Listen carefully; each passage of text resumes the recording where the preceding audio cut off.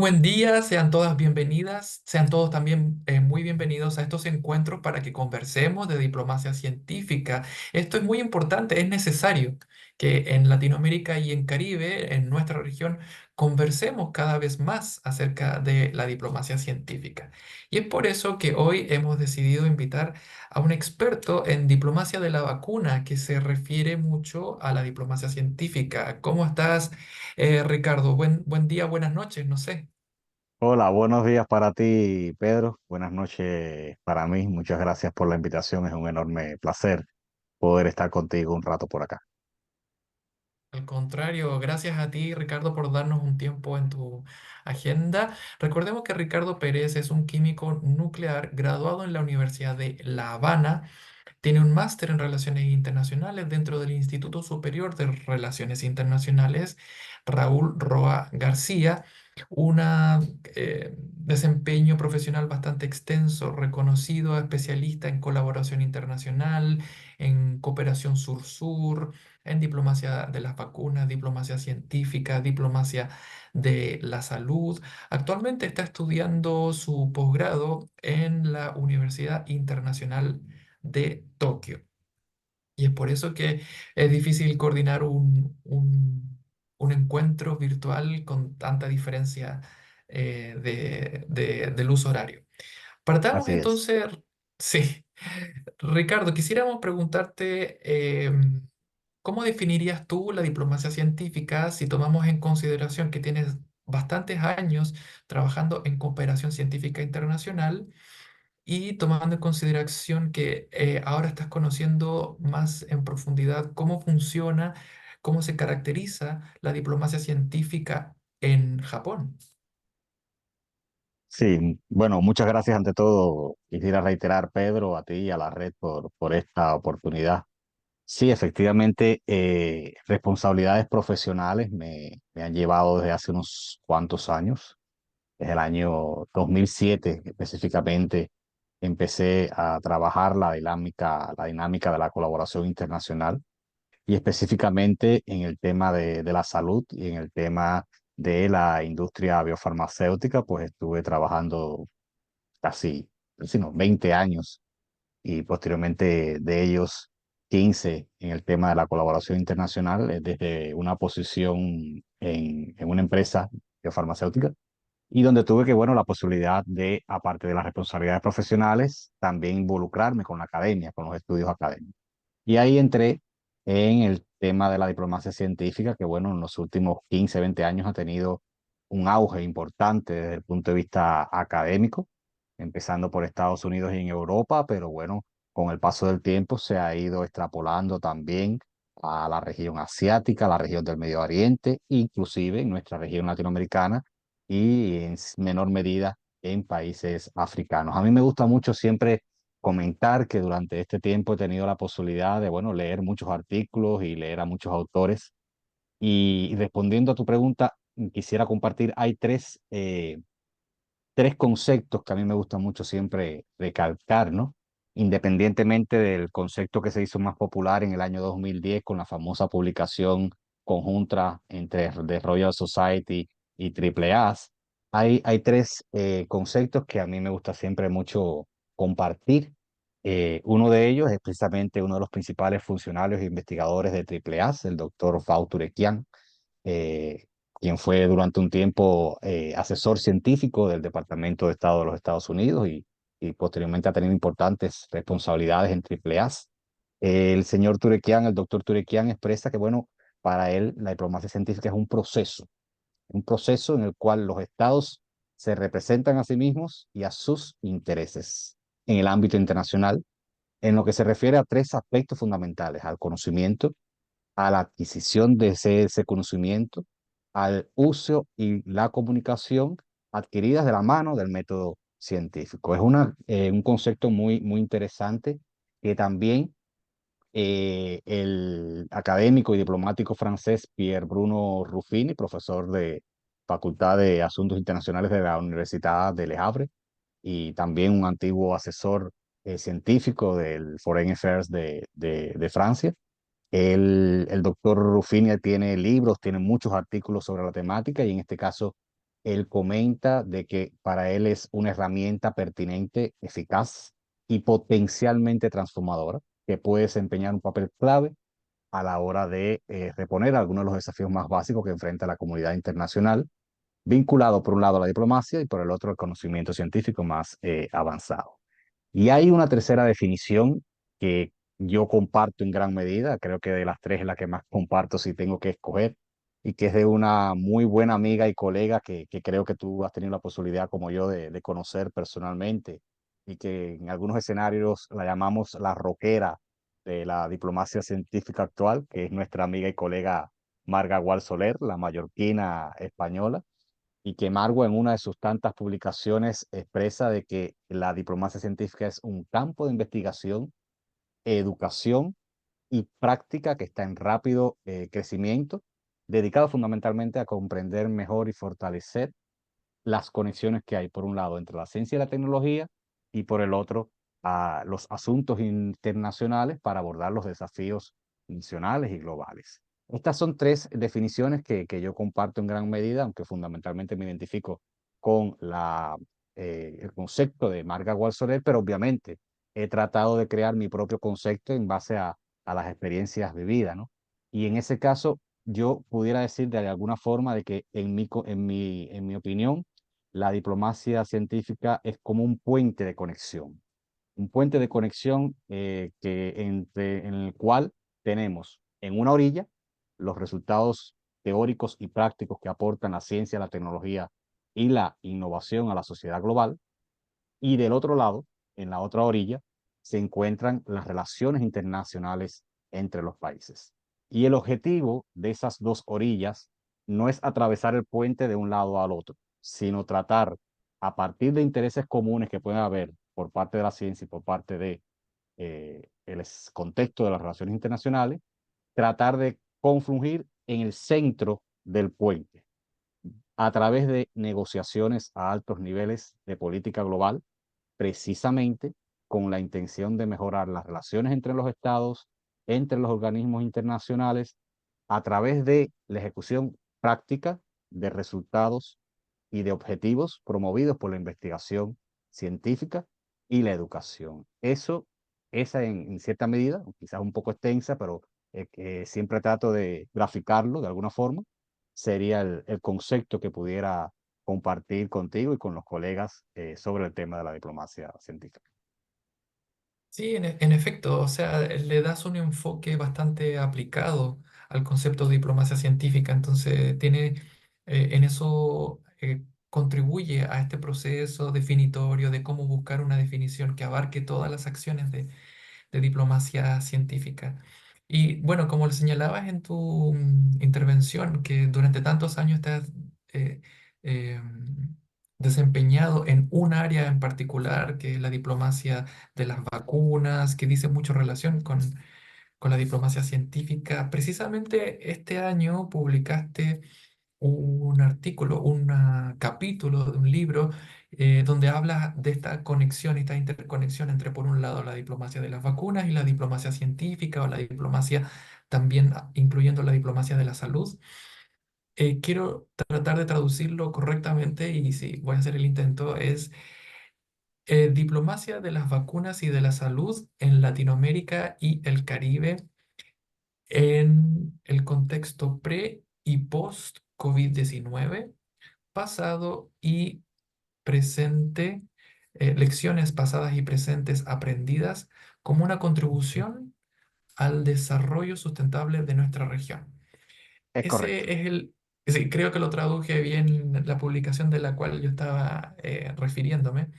Y al leer ese capítulo, uno llega a las conclusiones y queda como inspirado acerca del futuro, como qué hacemos de cara al futuro tras este análisis, tras estas recomendaciones. Entonces, vemos como en tu análisis que distintos países de Latinoamérica y el Caribe abordaron de manera distinta procesos o estrategias para hacer frente a esta diplomacia de las vacunas, del COVID-17, del COVID-19. Entonces, ahí mi pregunta es, de cara al futuro, ¿qué lecciones claves podría nuestra región extraer de eso que nos pasó en el COVID-19? ¿Qué lecciones clave tú extraerías desde ahí de cara a futuros desafíos de nuestra región? Sí, Pedro, mira, te agradezco mucho la pregunta porque me da la oportunidad de hacer algo que aunque ya lo hicimos en algún momento en alguno de nuestros intercambios de la red diplocientífica, que creo que es una excelente oportunidad este podcast para una vez más saludar y congratular al comité editorial que hizo mucho esfuerzo por publicar este libro conjunto. Creo que era necesario, era ultra necesario porque independientemente de que en el pasado algunos autores de nuestra región ya habían hecho libros y publicaciones sobre la diplomacia científica en la región, creo que este libro es una muestra, es un ejemplo de que podemos unirnos diferentes colegas de diferentes países y cada cual aportar su experiencia, cada cual aportar su conocimiento, precisamente en función, y ahí viene tu pregunta, precisamente en función de analizar qué podemos hacer en el futuro. ¿Y qué podemos hacer en el futuro desde la diplomacia científica? Porque mira, yo tengo la percepción, tengo la consideración personal de que la diplomacia científica en cuanto tal es un árbol que tiene varias ramas. Tiene una rama teórica que parte del hecho y de la relevancia que tiene adquirir conocimiento, adquirir habilidades. No solo habilidades desde el punto de vista como científico, sino también como diplomáticos, como políticos, como negociadores, porque ese es el rol a futuro que yo siento debemos cumplir nosotros y todos los que de alguna forma u otra consideran a la ciencia, la tecnología y la innovación como una herramienta fundamental para el desarrollo sostenible. Y en ese caso es súper importante el conocimiento, el aprendizaje de una rama o de la otra. Y entonces ahí viene la segunda fase, que es la fase de la aplicación. ¿Cómo vamos a aplicar ese conocimiento? ¿Cómo vamos a crear sinergias o a identificar proyectos que bajen a la tierra todo lo que soñemos, todo lo que soñamos, todo lo que desde el punto de vista teórico quisiéramos hacer realidad? Y ese es un reto importante. O sea, no es solo un reto importante para nuestra región, que nuestros científicos y nuestros diplomáticos puedan entender la ciencia como una herramienta para el desarrollo sostenible. Hay que hacerlo también. Y para hacerlo es importante la identificación de intereses comunes. Y aquí, y voy a emitir obviamente una consideración muy personal, que lo he percibido a partir de tantos años trabajando en el tema. Aquí sale completamente del sistema cualquier tipo de debate ideológico, religioso, de género. No puede ser así, porque para hacer diplomacia científica tenemos que entender que la ciencia es relevante para el desarrollo de nuestros países y ahí no puede ocurrir una diferenciación en cuanto a ideologías o en cuanto a pensamientos filosóficos o pensamientos políticos. Y la COVID lo demostró. Lamentablemente, la COVID demostró que el impacto que un virus generaría, no en un país, no en una región, a nivel global, barrería completamente con el desarrollo y con la sociedad, independientemente de cuán rico fuera el país o de cuán de derecha o de izquierda fuera el país. Por tanto y demás, un reto importante que tenemos en nuestra región, y yo pienso que a nivel internacional, es desideologizar la diplomacia científica. Es fundamental que logremos comprender, tanto en el contexto político como en el contexto científico, la relevancia y la importancia que tiene la colaboración internacional a través de los resultados en ciencia, tecnología e innovación. Es fundamental, ya existen varios ejemplos que lo han demostrado, hay muchas publicaciones, se habla de la colaboración en Jordania, que han hecho científicos, inclusive palestinos e israelitas que han trabajado conjuntos. Se hablan de el famoso colisionador de partículas que hay en Europa, donde han trabajado investigadores y científicos de una gran cantidad de países. Se habla, obviamente, hay que decirlo así, la colaboración entre nuestras naciones latinoamericanas que se unieron en gran medida para enfrentar la pandemia, porque en un momento determinado en la pandemia, solo las grandes transnacionales y los países poderosos tenían las vacunas inicialmente que podían utilizar. pero desde un punto de vista, esas grandes compañías no tenían la capacidad de producir para toda la humanidad. Entonces, ¿qué quedaba para aquellos, para esos países que no tenían potencial científico, tecnológico para crear su propia vacuna? Teníamos que buscar nuestras propias soluciones. Y ese es uno de los retos que tenemos en nuestra región, de invertir un poco más en ciencia y tecnología y darle el espacio que lleva al desarrollo sostenible, en el caso de los resultados de la ciencia y la tecnología. Por eso yo pienso que hay que desideologizar la ciencia, hay que entenderla como una necesidad, como una inversión para el futuro de nuestros países. Y en ese caso, yo quería comentar también un pensamiento muy personal y que en algún momento lo he compartido con otros colegas, y es que pienso que también tenemos la responsabilidad, aquellos que trabajamos en diplomacia científica, de desde nuestro pedacito, desde la responsabilidad que nos toca, seamos académicos, seamos políticos, seamos, no sé, investigadores, creo que nos toca para el futuro de nuestros países, nos toca un poco aumentar nuestra influencia a nivel regional en la política. Tenemos que convencer aún más a nuestros políticos de la importancia que tiene la ciencia y la tecnología. Hoy estamos viendo, no voy a mencionar nombres por ética, pero estamos viendo que hay gobiernos de nuestra región que no entienden la ciencia o no la quieren entender. Y aún a pesar de todo lo que vimos y todo lo que sufrimos con la COVID. Por tanto, ahí tenemos que tratar de buscar la forma, aquellos que tenemos un conocimiento académico, un conocimiento científico, de buscar cómo podemos de una manera ética influir en las políticas de nuestros gobiernos para que puedan apoyar un poquito más la ciencia, la tecnología y la innovación, y no lo vean como un problema, sino que lo vean como una solución a los problemas de nuestras sociedades. Esos son un grupo, un conjunto de retos que yo pienso que a futuro tenemos en nuestra región como investigadores, como académicos, como personas que reconocemos el rol de la ciencia, la tecnología y la innovación para mejorar el futuro de nuestros países. Ujú. En efecto, y si lo pensamos más profundo, como si le damos una segunda vuelta, en el fondo esas recomendaciones que tú dices no solo valen para Latinoamérica y el Caribe, sino que en el fondo para cualquier otro contexto regional, alguna otra región del mundo, África, Europa, Oceanía, Totalmente de acuerdo. en definitiva podría apoyar Totalmente de a... acuerdo. Mira, Sí. hace poco yo estuve acá en un taller, te hago la anécdota porque bueno, es interesante, estuve en un taller con colegas de varios países, todos de diferentes especialidades, y hubo un colega que me hizo una pregunta muy interesante. Estábamos hablando precisamente del tema de la colaboración internacional, y este colega de repente me pregunta si yo tenía el conocimiento, el dato de cuántos presidentes, primeros ministros o personalidades de la política internacional actual tenían un doctorado o tenían estudios superiores. Si yo me quedé así y dije, pregunta interesante, ¿no? Porque, a ver, no quiere decir que porque seas doctor vas a ser un buen político. No, no es ese el tema, pero obviamente tener un conocimiento académico, un conocimiento de la ciencia y la tecnología puede darte herramientas importantes para ejercer funciones públicas.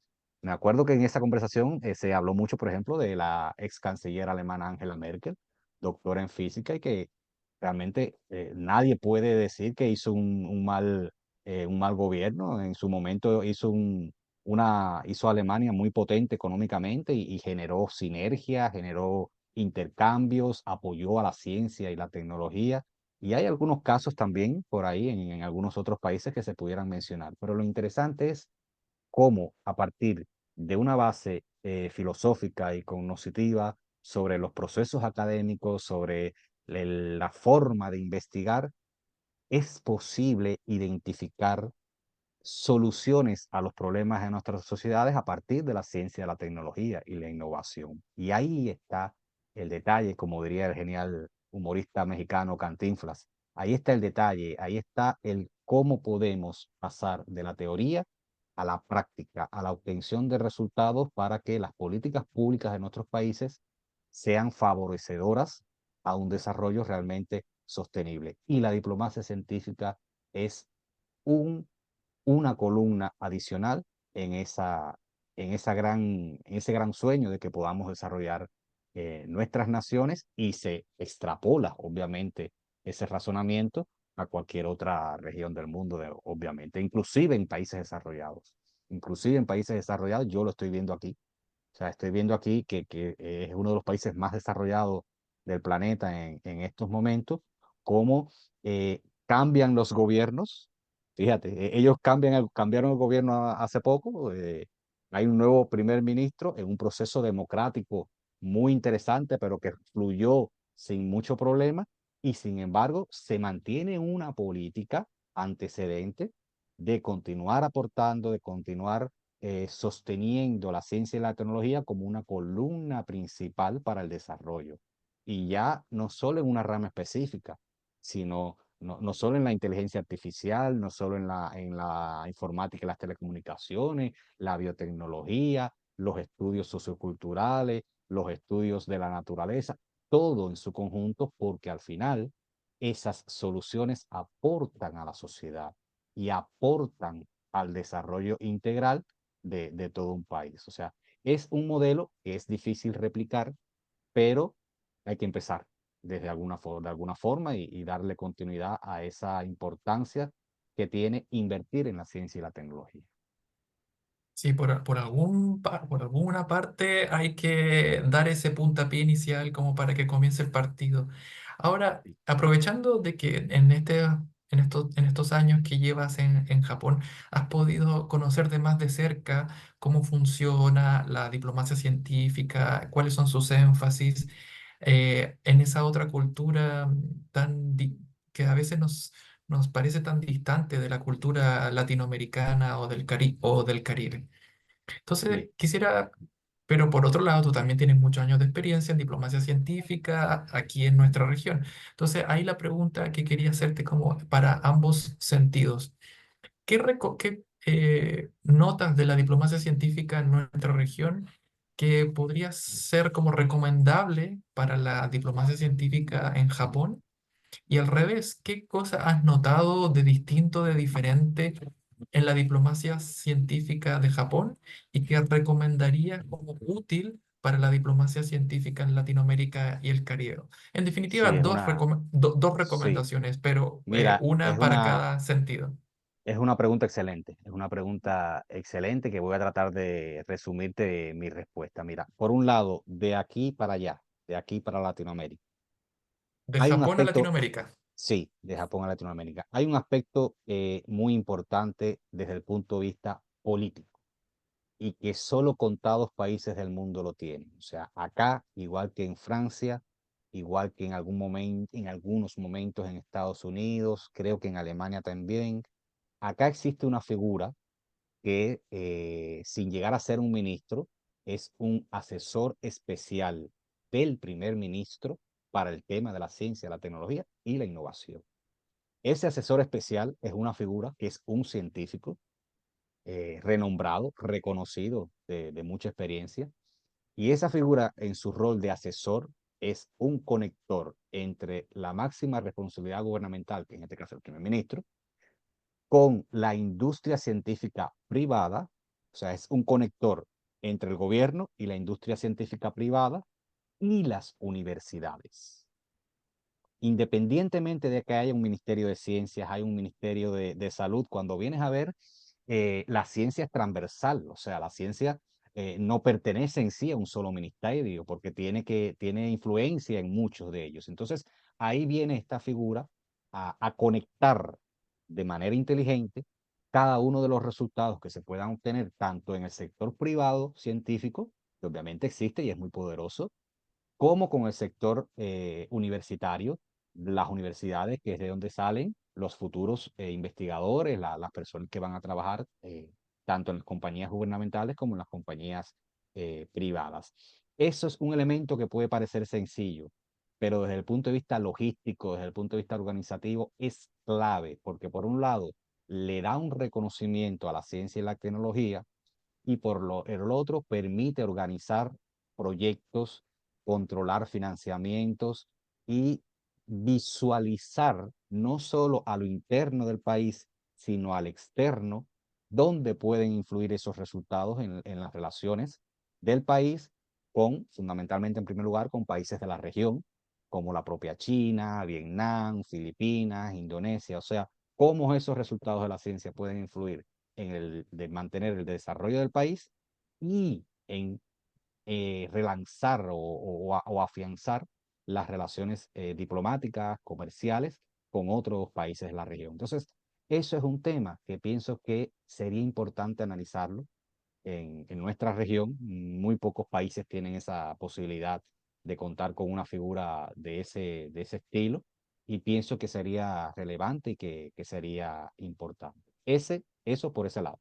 Ahora, por el otro lado, pienso que al mismo tiempo nuestra región, por sus características particulares, o sea, hay que tener en cuenta que si algo caracteriza el continente latinoamericano que diferencia a otros continentes es que en la gran mayoría de las posibilidades nosotros tenemos una raíz histórica o una columna histórica que es única. O sea, casi todos fuimos colonias españolas, o en este caso Brasil, Lusa, o sea, Portugal, pero prácticamente en la actualidad Brasil se ha integrado totalmente a la región y quiere decir que nosotros tenemos una fortaleza importante que no la manejamos bien, pero existe, en función de tener una perspectiva como latinoamericanos única, única y que debemos saber utilizarla en función de identificar dónde la ciencia, la tecnología, la innovación en su totalidad puede ser relevante para el desarrollo de nuestros países.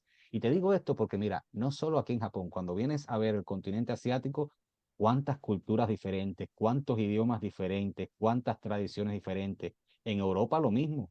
En Europa cada país tiene su propia cultura, cada país tiene su propia tradición, su idioma diferente y sin embargo, de alguna forma ellos logran buscar a través de la Unión Europea un espacio en común para definir en qué utilizar las inversiones y definir los proyectos principales para la región. En nuestro caso, tenemos una columna única que tenemos que aprender a saber utilizar y que de cierta forma podemos exportar como una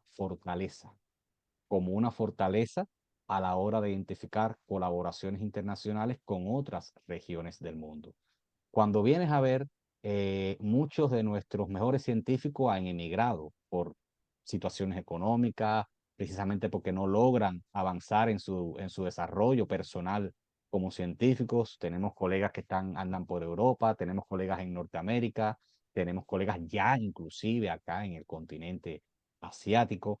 Y entonces ¿qué pasa? Que no logramos dar pie con bola, como decimos, no logramos encontrar el mecanismo que nos permita hacer una diplomacia científica realmente latinoamericana y que pueda ser reconocida de esa forma. Cuando tenemos una raíz única de la cual podemos utilizar para llevar a cabo cada uno de estos proyectos y de estas ideas. O sea, eso creo que lo tenemos que implementar y que lo tenemos que utilizar como una fortaleza que no tienen otros continentes del planeta. Ujú. Sí. En efecto, ese es algo que diferencia a Latinoamérica y el Caribe de otras regiones del mundo. Bueno, muchísimas gracias una vez más por esas reflexiones y por esas recomendaciones bien nutritivas, Ricardo, para todas aquellas personas que quisieran profundizar más acerca de este capítulo del libro que fue redactado por Ricardo Pérez.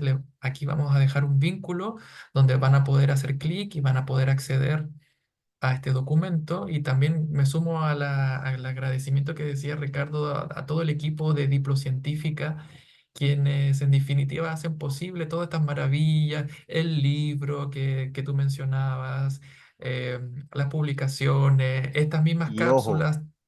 y ojo, permíteme hacer un comercial.